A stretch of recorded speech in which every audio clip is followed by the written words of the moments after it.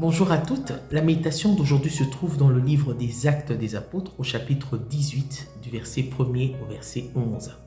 Ici, Paul vient de quitter Athènes, il s'est rendu à Corinthe et il continue avec son zèle d'annoncer l'évangile et de dire à tout le monde que Christ, Jésus est le Christ, il est celui qui devait venir. Et la Bible nous dit qu'il entrait dans les synagogues chaque sabbat et là il cherchait à persuader les Juifs. Il prêchait aux Juifs, il prêchait aux Grecs, il voulait les persuader que Christ, Jésus est bien le Christ.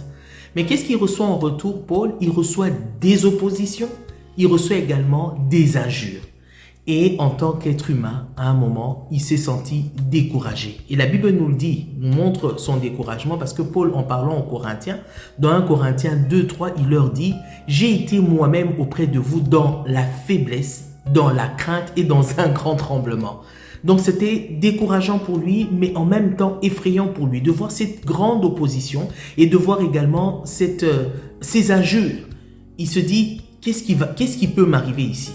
Et donc, qu'est-ce qu'il a fait? Dans un premier temps, il a posé un geste que l'on retrouve évidemment dans le monde juif, c'est celui de secouer ses vêtements, enlever la poussière de ses vêtements pour dire, s'il arrive quelque chose alors que je t'ai averti, si t'arrive quelque chose, ton sang va retomber sur toi-même.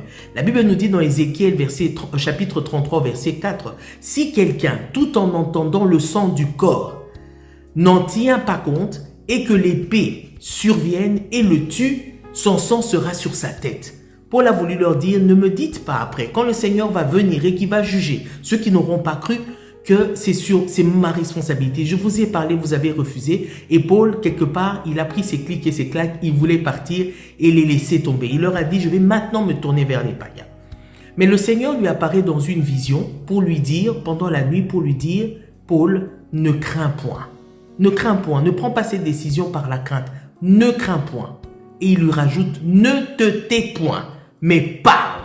Parle, pourquoi? Parce que j'ai un peuple nombreux dans cette ville.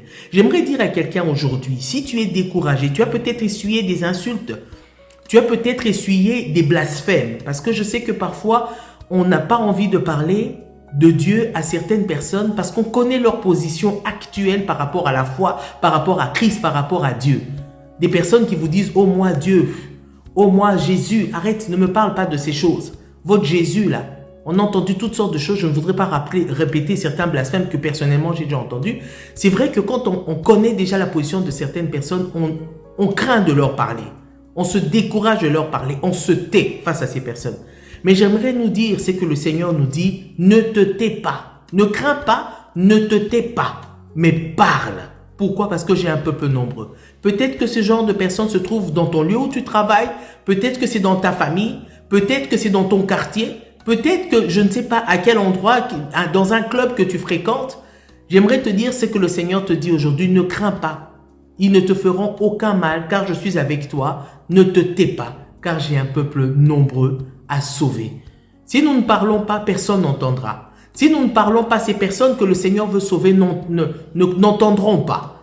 Et c'est notre responsabilité de parler. C'est notre responsabilité de leur parler.